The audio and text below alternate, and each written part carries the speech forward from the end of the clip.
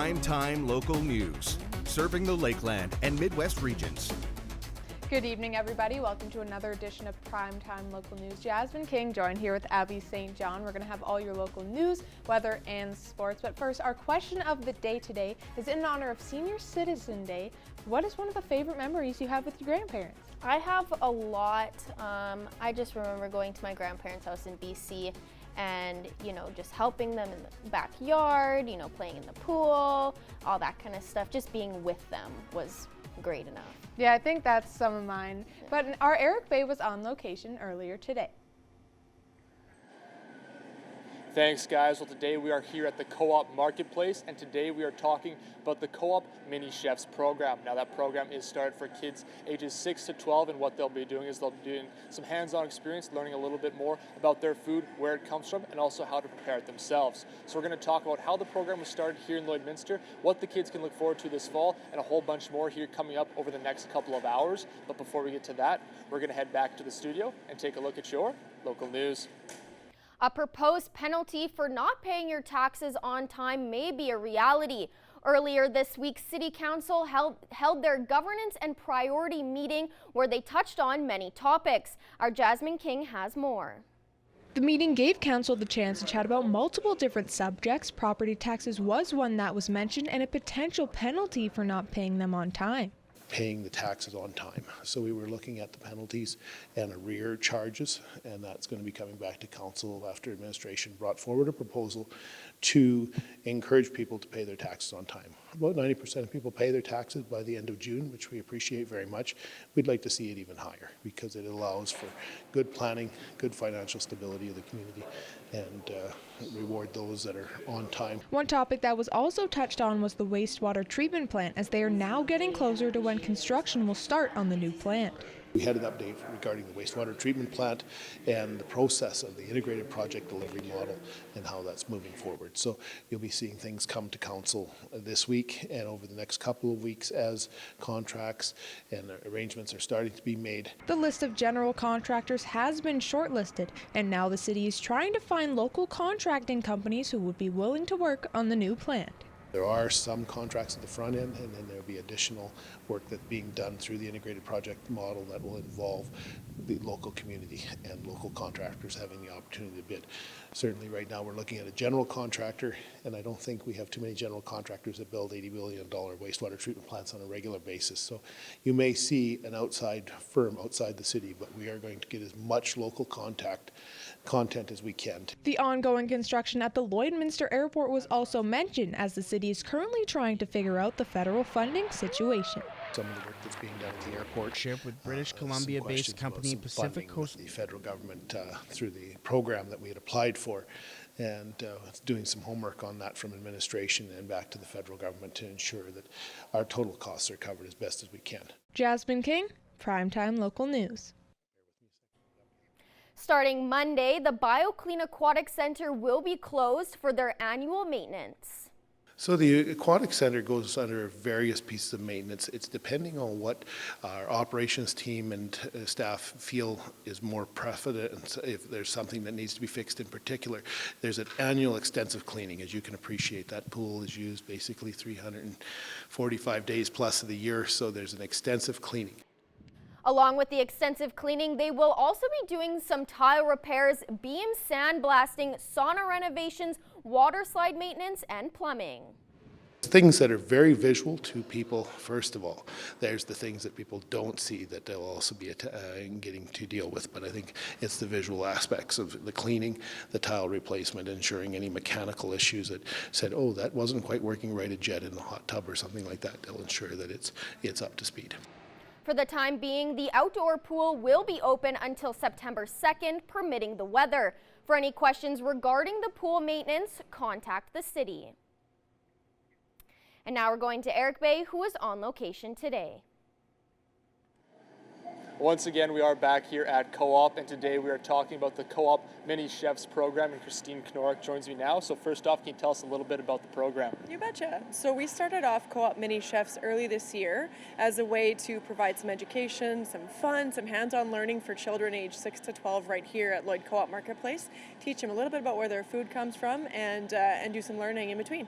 And now you'd mentioned that learning. So what is some of the stuff that they do learn here throughout this program? Yeah, well, so far we've done a range of things actually. We've taught them about where their food comes from. So milk comes from cows and your produce comes from the ground or from trees, things like that. We've also tried to teach some hands-on skills. So one of the most recent things we taught was how to use a knife safely in the kitchen. And we will be going into a few other things like making your own pizza or making a sandwich. Some basics that can be really, really helpful for them in the kitchen as they're starting to prepare their lunches for back to school.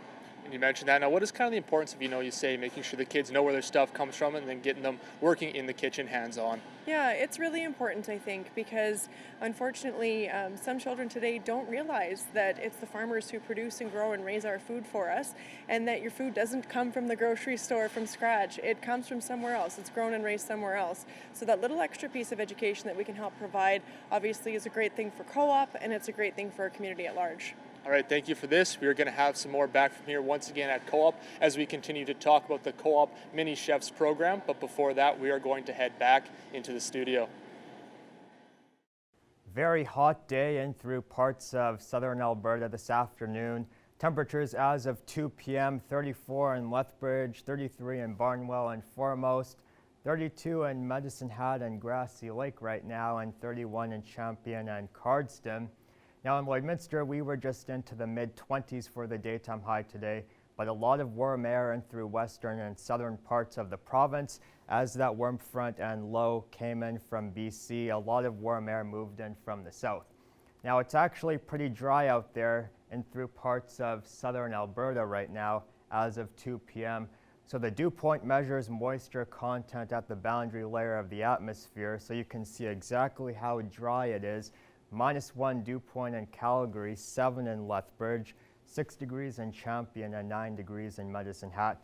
14% humidity in Calgary, so that's bone dry over there. And temperatures in through the overnight closer to our region. 15 in Meadow Lake and Bonnyville, 16 in Provost, 13 Isle Lacrosse, 15 in Paradise Hill, 14 in Murnum, and still seeing some partly cloudy skies. Though in through the overnight, we will see the chance of a thunderstorm go through the region. 15 in Pierceland and Unity for the overnight, and 15 in Wainwright as well. So as we look at the 3-day forecast, there's that chance of a storm in Lloydminster overnight, probably happening after 3 a.m. sometime. 100% chance of showers and storms for the afternoon tomorrow. Morning lows 13 and making it up to 18 degrees for the daytime high. Winds out of the northwest 25 to 30 kilometers an hour. We see a cold front go through the region. 15 on Friday morning, 19 by the afternoon, 70% chance of showers and storms, and 22 on Saturday.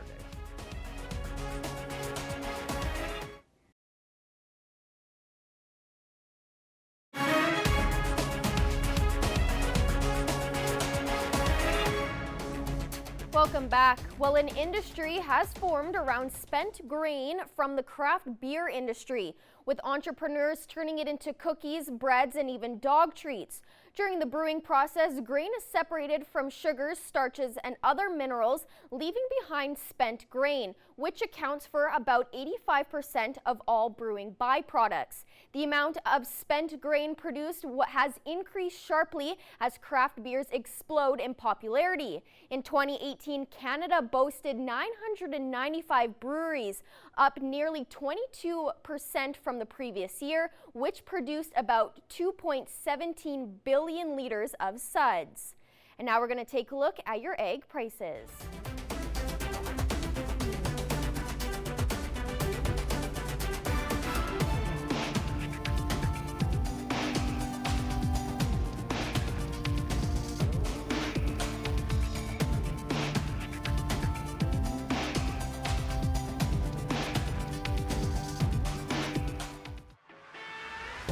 We're a part of less than 5% of Canadian auto body shops and Lloydminster's only locations with certified collision care recognition at City Centre Auto Body. Last weekend, 6 of Western Canada's best U15 baseball teams took part in the Western Canada Baseball Championship. These teams represented their respected provinces. However, not all of the players were from the team city. Our Evan Kenny reports. Strike 3 and you're out.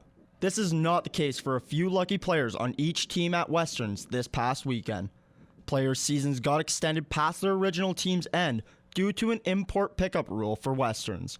For the Northwest Prairie Pirates, one of the newly claimed was Ben Klein. As a pitcher, outfielder, and middle infielder, the Pirates knew this kid was special. They picked me up this year for Westerns, and whenever I got called to the job, I just come out and do my work. I saw his baseball IQ was off the charts. He was able to throw any pitch at any time and kept us guessing. He struggled with his fastball and he threw the changeup, and I said, if we get a chance to pick this up, this kid's lights out. Let's go get him. The Regina native was one of the lucky 3 that boosted the Pirates roster. Each team is allowed to carry up to 18 players and 4 coaches for the tournament. Players have to live in the province as of June 1st, with exceptions going towards teams close to a border. Yeah, it's really fun. Just coming out and playing and helping out another team is just really fun. The Pirates also picked up catcher Caden Wright and third baseman Riley Bowers. After the tournament, Klein got picked up to go to the Canada Championships in Oshawa this weekend. Evan Kenny, Primetime Local Sports. Now we're going to Eric Bay, who was on location today.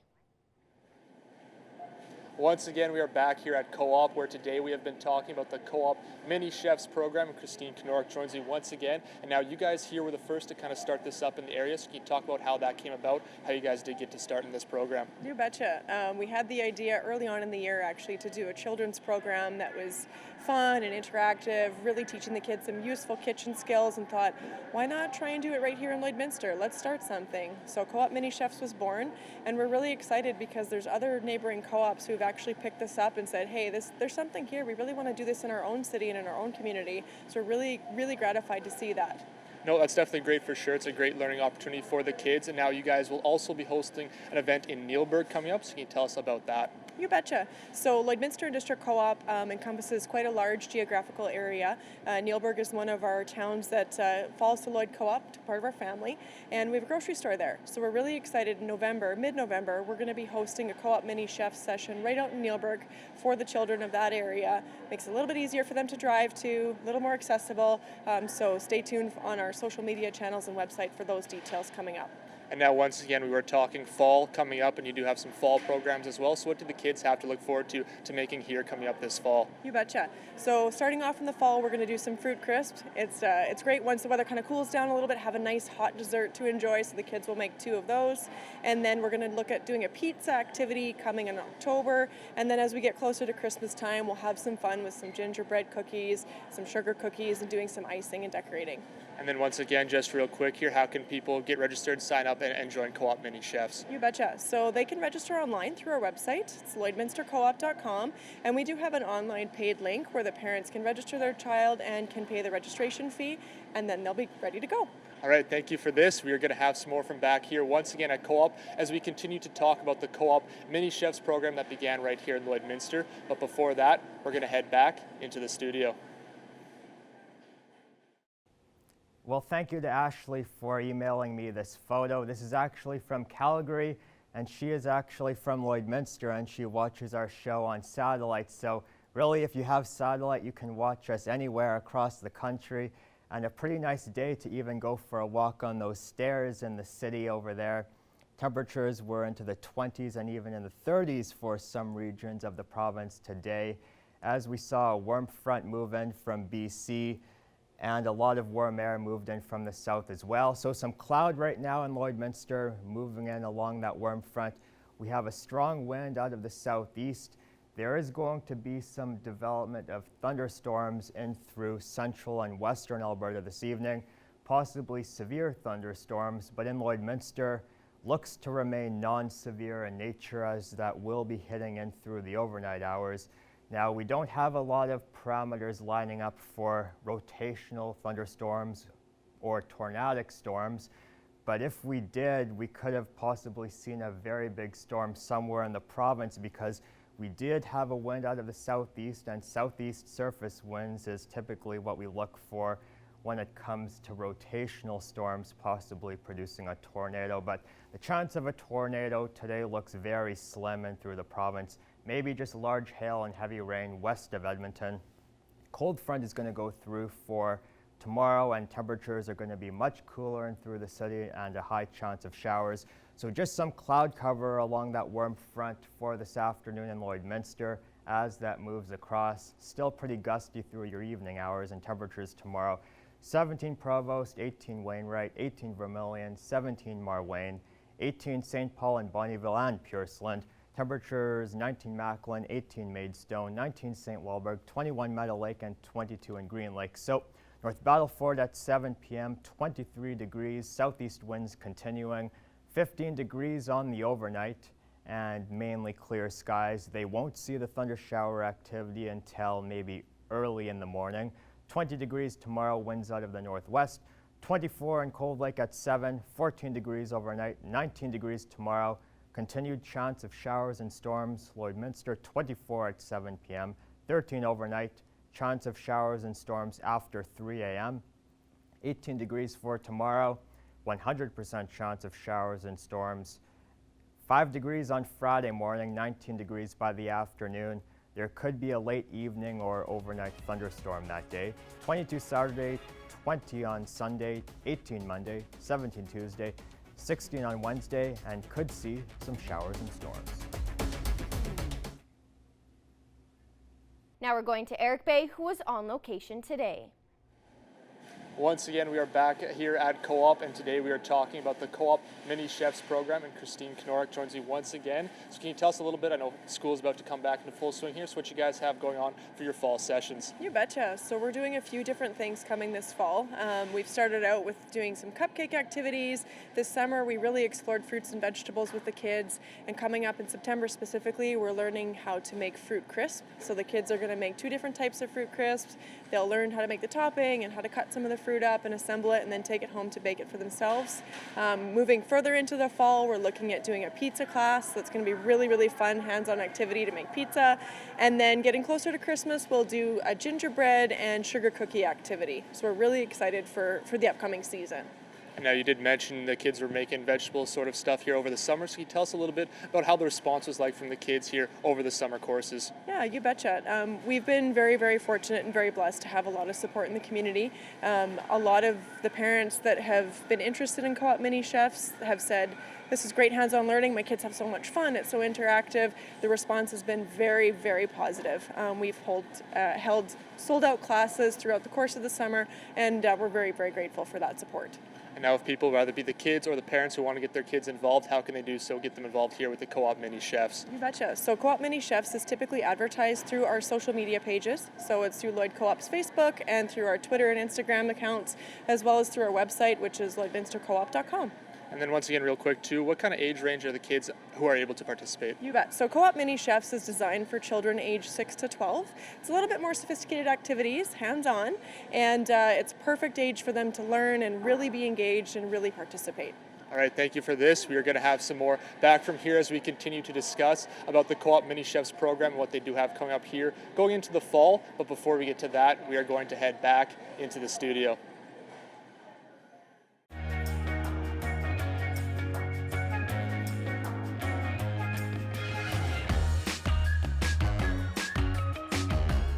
Thanks, Eric. Now, our question of the day today was, in honor of National Senior Citizen Day, what is one of your favorite memories you have with your grandparents? Now, we got a lot of comments on our Facebook page, and Leanne says having lunch every day with her grandma in junior high because she lived right beside her and she always had a lunch waiting for her. Now, what was some of your favorite memories? First, that one's a really sweet one, being able to just, take a lunch hour to go hang out with your grandparents. That's amazing. I remember, when I was younger, going to BC and staying with my grandparents and, watching my Nana bake. There was always a moment, she had type 2 diabetes, and she always knew that I liked sitting next to her when she pricked her finger to check her insulin, and she always waited for me to wake up before she did it so I could sit next to her while she did it, just so I could be there. So that was always a nice memory. That's really cute. I remember one of mine is every time I would go to my grandparents' house and we would just play card games, or my grandma would just cook for us all the time. She's one of those typical grandmas who always loved doing that. So I think that was definitely up there for my favorite memories. Oh, definitely. I love those type of memories because, grandparents, They just want to make you happy. Yeah, and one thing that makes us happy is pets. So we'll take a look at your pet pad pictures. This is Calipo and Calypso. Very unique names for very adorable cats. This is Maggie. Oh, just so just taking a cute nap. Yeah. And here is Nova. Looks like he's on an adventure. Very adorable. And this is Cujo, right in the air there. Yeah, probably trying to catch a ball or a frisbee. Super cute. And here is Java and his Batman little thing there. Love a good animal in clothing. Super cute. Well, thank you to everyone who submitted your pet pictures on our Facebook page. If you submit your pictures, you can be entered to win a Pet Pad gift card that we give away at the end of the week. We want to see your pets. Send photos of your pet and their name to our Facebook, Twitter, or Instagram to have them featured on Pet of the Day. Your name will be entered into a weekly draw for a gift certificate from the Pet Pad. Nadine Wilson is joining me today from Synergy Credit Union, and Nadine is an account manager at the Lashburn branch. Thank you for joining us today. Thank you for having me. Making the trip in, and we're going to be today talking about the cost of raising children. Now, this is something obviously that would be different depending on your size of family, but let's start out by talking when you first find out you're expecting a child. Where do you start? Where do you start planning? So when you first find out you're expecting, you really need to prepare for your maternity leave. By the time your baby is 18, you're going to spend close to $250,000 on your little bundle of joy. So best bet is to create a budget for your baby's arrival. If you're a first-time parent or it's been several years since you've had your last child, you may be clueless about the expense that comes along with that for the first year. So be sure of your budget and make sure it accounts for the time that you need to take off for work after your baby's born, or if a parent's going to stay home with the baby. You may look to quash your debt and build an emergency fund. Work toward eliminating your credit card debt and maybe your loan debt as soon as you can, and plan to have a child. And maybe look at saving 3 to 6 months of an emergency fund to get you through any unexpected expenses that you may have. Right. You'll also need to acquire your baby gear. So you might not need everything that everybody is recommending. So maybe ask a friend or another parent of maybe a 2-year-old of what they used and what they didn't use. And you're going to be marketed to as never before for all the stuff that you have. So know what's necessary and what's not. Register for gifts through retailers or on websites, and avoid getting maybe repeat gifts that you maybe have to take the time to return. Okay, and now once the baby arrives, obviously that's a very busy time, especially for first-time parents. What should you be thinking about at that point? So at that point, you're going to need to be thinking of maybe childcare if you're planning on returning back to work. So the sooner you start evaluating your daycare options, the better chance you have of getting into the better facilities. Many of them have waiting lists, and maybe explore the options of government subsidies as well. Remember that you need to start saving for your little one's child education. Time plus compounding interest work in your favor and help you save for that education. Also keep in mind your savings plans for yourselves, and talk to your financial planner about those. Okay. What are some of the challenges that you see families facing? Typically challenges that you see is the cost of raising your children. So rising costs are imminent, like they're happening. So you also want to make sure that when you're purchasing a home or buying a vehicle, you have room in your budget to keep up with your lifestyle that you want to provide for your family. If you feel you're not able to keep up with the new expenses, maybe you may want to consider doing a budget, maybe talking to loans person about consolidation of the debt, or maybe a consolidation of your mortgage to help you out. Okay, and are there some easy ways to save? Because obviously when you have a family, there's so many things you're thinking about. Yes, there is. So we've had other people discuss these tips with you before. Yep. So organizing your grocery shopping. Take a more organized approach. Think of the money that you can save. Have a list of the items that you need to buy. Maybe take some coupons along with you. And prepare your maximum budget for that specific trip, and that can help you from overspending. Right. Never buy your items off the shelf. Anytime you plan to buy something, especially fairly costly, do your research. Maybe check the websites and see where the lowest price is that you can find. Maybe check with retailers and manufacturers to see if there's any coupons available. And sometimes maybe it's best if you just look to purchase that item at a second hand. Right. Another option would be to sell items that you no longer need. Right. Instead of throwing them away that you no longer use, maybe try selling them first for some additional money. You can have a garage sale. You can look to sell them on Kijiji or Facebook. By doing that, you can actually raise yourself some extra money throughout the year. Okay, well, we thank you so much for joining us, and we'll be back again to continue our discussion next hour.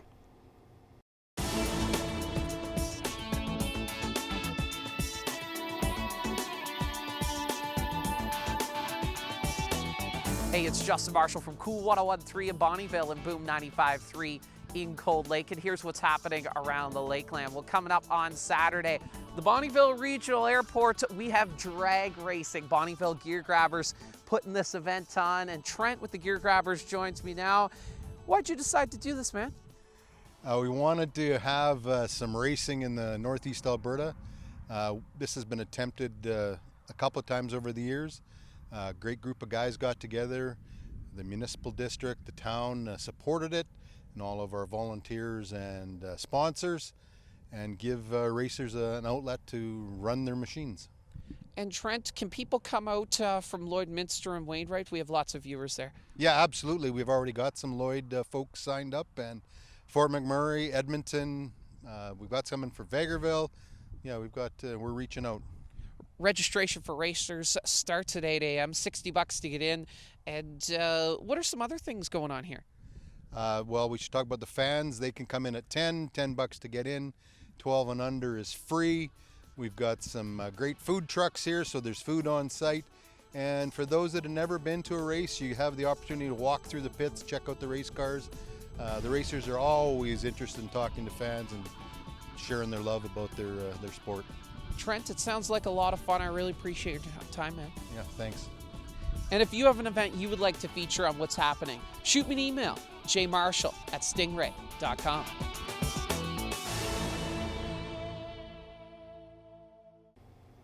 Nadine is back with us from Synergy Credit Union. Again, Nadine, an account manager from the Lashburn branch of Synergy, and we're talking about the cost of raising kids, which is no joke, especially these days. So let's continue and talk this time about should you consider the type of upbringing you want your kids to have, and you know what they can be involved in, that sort of thing. It would definitely be a help. Many parents have an idea of what kind of upbringing they want their children to have.